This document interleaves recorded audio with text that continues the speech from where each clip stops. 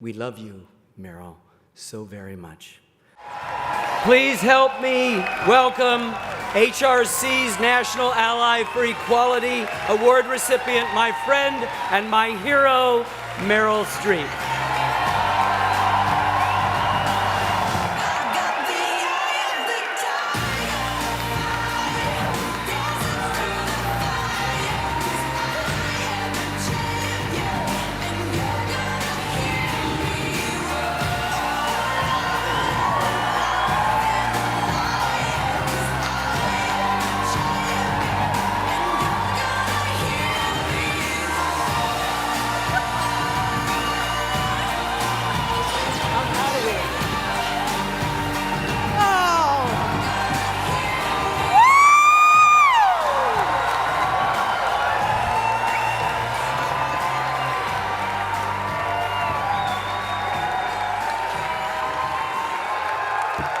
Thank you. Oh.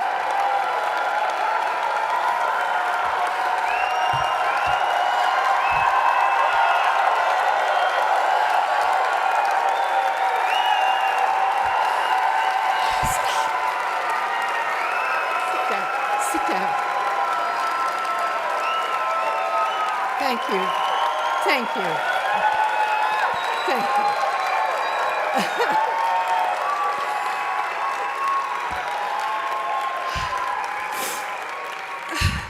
I'm coming every year.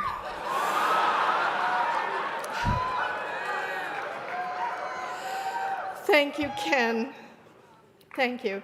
This man is writing the visual history of our times, and we are so lucky that someone with the capacity of mind and heart and the integrity is taking on that job. Thank you very much.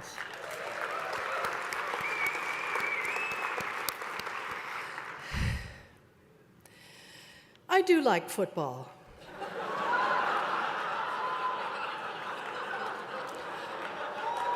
I want to make this clear.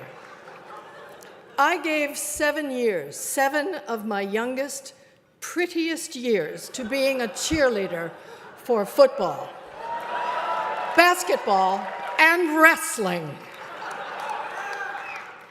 I have watched more Pee Wee football, Pop Warner football, JV and varsity high school football, JV and varsity college football, and professional football in 60 years than anybody here.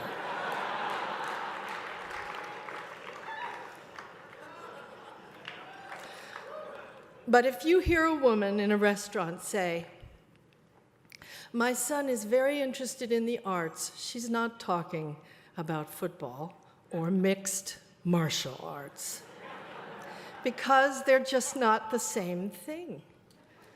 Some of us like football, some of us like the arts, many of us want both in our lives.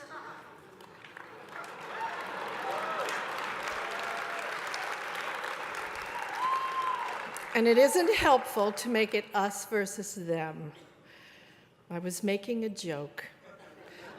And Mike Nichols told me, "If you have to explain the joke, Meryl, you're doomed." So I honestly can't imagine what I have done to deserve this great honor. I really. In the hours, all I did was kiss Alice and Janney in take after take after take after take.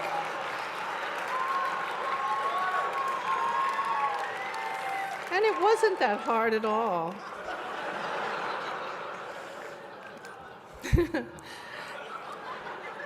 And I'm also fairly proud of a very jolly portrayal of a gay conversion therapist on Lisa Kudrow's web therapy that I did.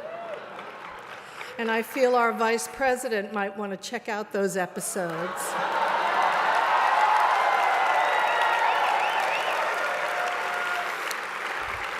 Because my character's views seem to dovetail with his although it involves comedy, so I don't know if it's going to penetrate. And I want to thank Chad and everybody at the Human Rights Campaign for this moving and very meaningful honor, which I dedicate to my gay and trans teachers, colleagues, mentors, directors, friends, all of whom should take the credit for me being up here, because they taught me from a very young age, and they continue to remind me every day of the very best lesson, and that is to be yourself and love and take joy in your work and what you do.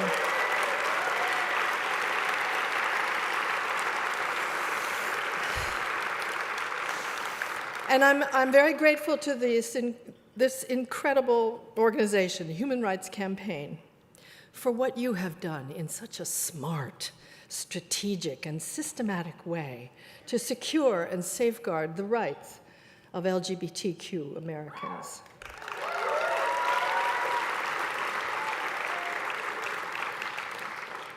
Most of the advances in acceptance and advocacy and law have come straight from the work of this organization. Well, I don't know how straight it was.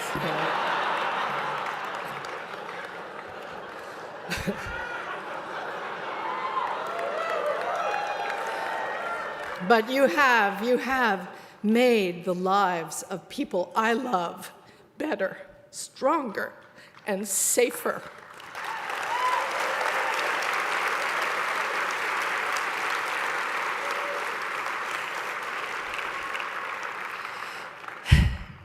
When I was a little girl growing up in middle-class New Jersey, my entire artistic life was curated by people who lived in the straitjacket of a very conformist suburban life. In the late 50s and early 60s, all the houses in my neighborhood were the same size. In the developments, they even were the same shape and color and style. And in the schools, your job was to put pennies in your loafers and look the same as everybody else and act the same as everybody else. Standing out, being different, was like drawing a target on your forehead. And you had to have a special kind of courage to do it. And some of my teachers were obliged to live their whole lives hidden, covertly. But my 6th and 7th grade music teacher, Paul Grossman, was one of the bravest people I knew. Because later, when I was in graduate school, I read that he had transitioned and become one of the first transgender women in the country.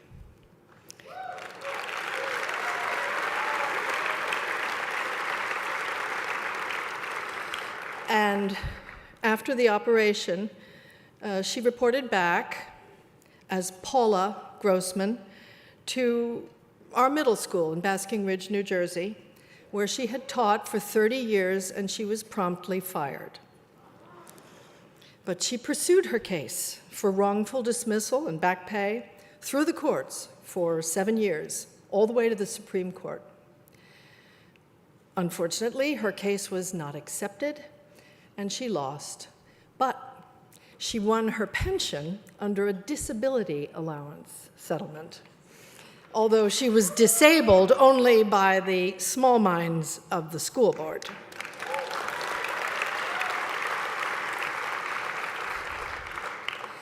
She was a garrulous, cantankerous, she was a terrific teacher, and she never taught again. But her case did set the stage for many of the discrimination cases that followed.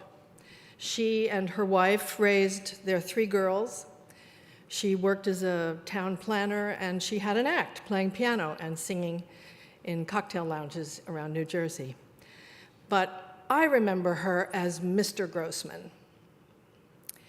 And I remember when he took us on a field trip to the Statue of Liberty in 1961.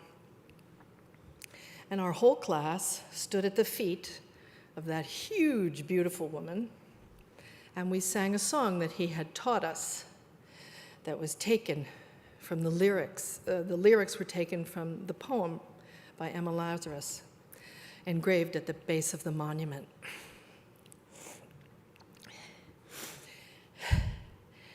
Give me your tired, your poor, your huddled masses yearning to breathe free, the wretched refuse of your teeming shore. Send these, the homeless, tempest-tossed to me. I lift my lamp beside the golden door. I can't remember what I did Tuesday, but I remember.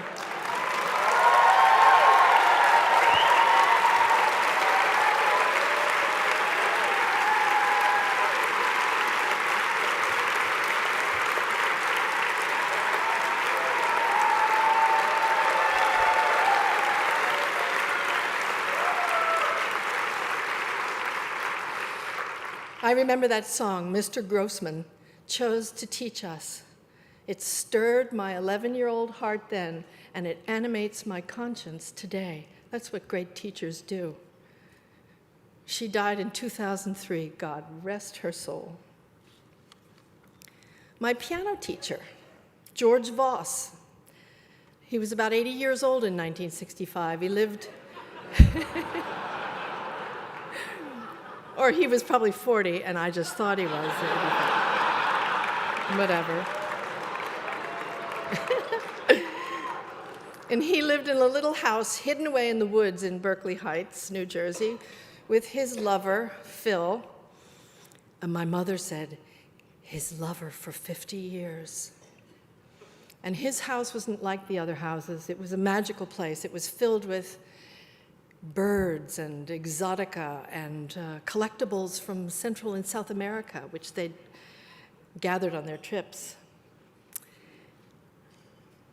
I'm not going to introduce you to all my gay and trans teachers. I just wanted to tell you about some of the people who made me an artist and who lived under duress.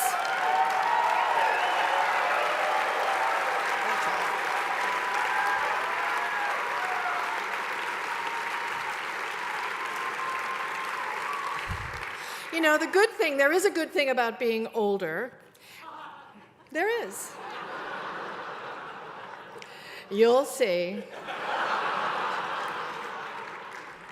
And that is, you do get to mark the decades and the progress of things. You can honestly say things are better now. They really are better now. But what is that famous quote? The price of liberty is eternal vigilance. Everybody thinks that's Jefferson that said that. But it wasn't. It was an Irishman, John Philpot Curran, don't you know? Eternal vigilance is the price of liberty. And he also said, Ken, great minds, you know? Evil prospers when good men do nothing. Ain't that the truth?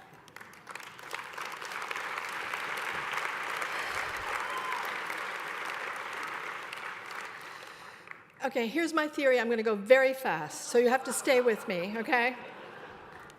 Human life has been organized in a certain way. The hierarchy's set, who's in charge, who makes the laws, who enforces the laws, pretty much the same way for 40,000 years. Yeah, I know. There were some small number of matrilineal cultures and some outliers who were more tolerant of difference, it's very true.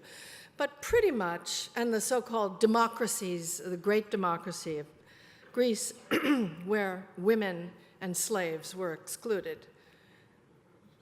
Pretty much through our history, might made right, and the biggest and the richest and the baddest were the best.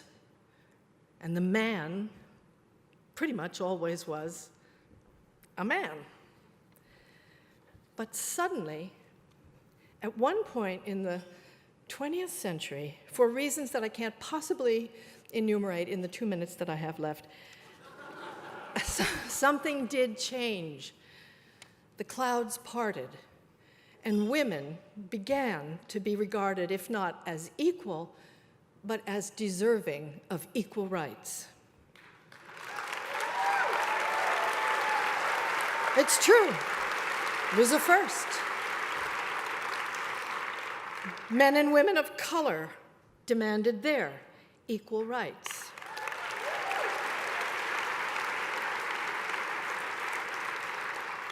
People of a sexual orientation and gender identification outside the status quo also demanded their equal regard under the law. So did people with disabilities. We all won rights that had already been granted to us in the Constitution 200 years before, in theory. But the courts and society finally caught up and recognized our claims. And amazingly, and in the terms of the whole of human history, blazingly fast, culture seemed to have shifted. All the old hierarchies and entitlements seem to be on shaky ground. Which brings us to now. We shouldn't be surprised that fundamentalists of all stripes, everywhere, are exercised and fuming. We shouldn't be surprised that these profound changes come at a much steeper cost than it seemed we were gliding through them in the late 20th century. We shouldn't be surprised if not everyone is totally down with it. But if we live through this precarious moment, if his catastrophic instinct to retaliate doesn't lead us to nuclear winter, we will have much to thank this president for, because he will have woken us up to how fragile freedom really is.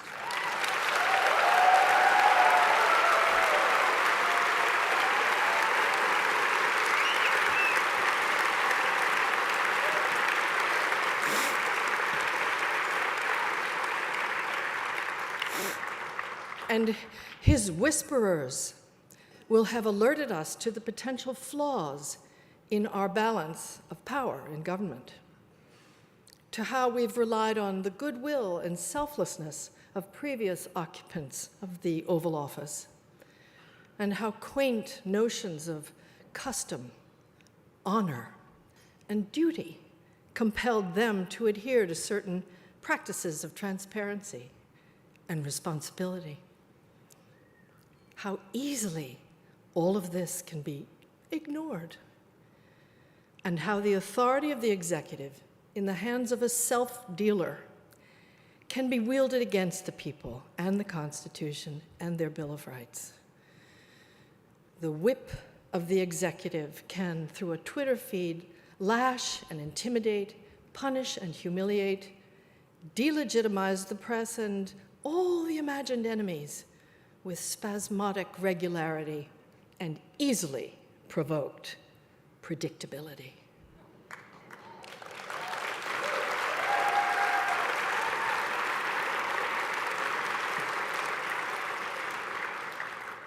So here we are in 2017, and our browser seems to have gone down. And we are in danger of losing all our information. And we seem to be reverting to the factory settings. But we're not. We're not going to go back to the bad old days of ignorance and oppression and hiding who we are.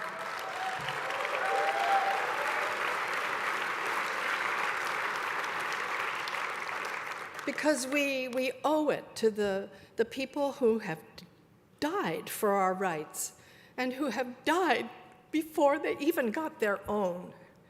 And we owe it to the pioneers of the LGBTQ movement, like Paula Grossman, and to the people on the front lines of all civil rights movements, not to let them down. I am the most overrated and most over-decorated, and currently I am the most over-berated actress who likes football of my generation. But that's why you invited me here, right?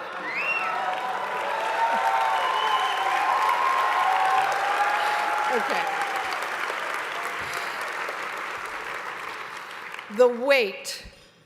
The weight of all my honors is part of what brings me here to the podium. It compels me. It's against every one of my natural instincts, which is to stay the fuck home.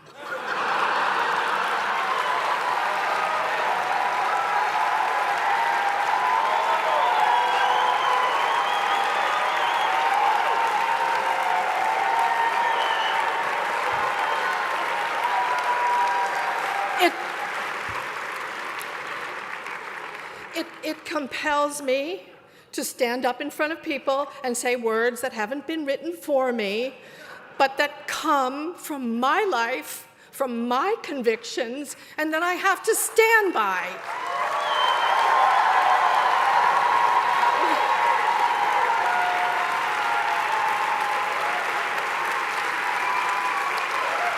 Because it's hard to stand up. It's hard. I don't want to do it. I don't want to be here. I want to be home, and I want to read and garden and load my dishwasher. I do. I love that. It's embarrassing and it's terrifying to put the target on your forehead, and it sets you up for all sorts of attacks and armies of brown shirts and bots and worse. And the only way you can do it is to feel you have to. You have to. You don't have an option. You have to. Stand up, speak up, act up.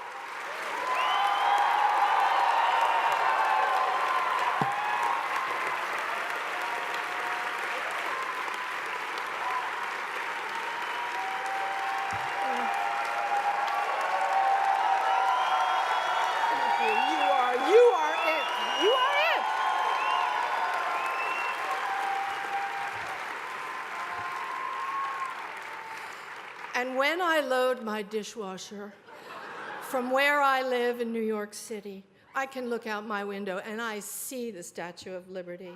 And she reminds me of Mr. Grossman and the first trip there, and all my great-grandparents who came through and passed by that poem. Many of them fled religious intolerance in the old world, and we Americans have the right to reject the imposition of unwanted religious practice in our lives. We have the right to live our lives with God or without her, as we choose.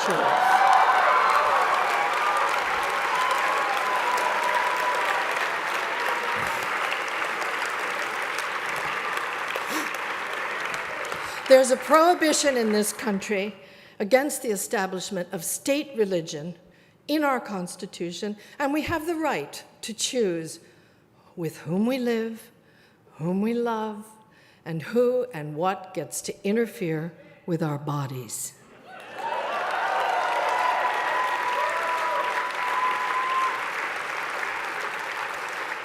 As Americans, men, women, people, gay, straight, LGBTQ, all of us have the human right to life and liberty and the pursuit of happiness. And if you think people were mad when they thought the government was coming after their guns, wait till you see when they try to take away our happiness.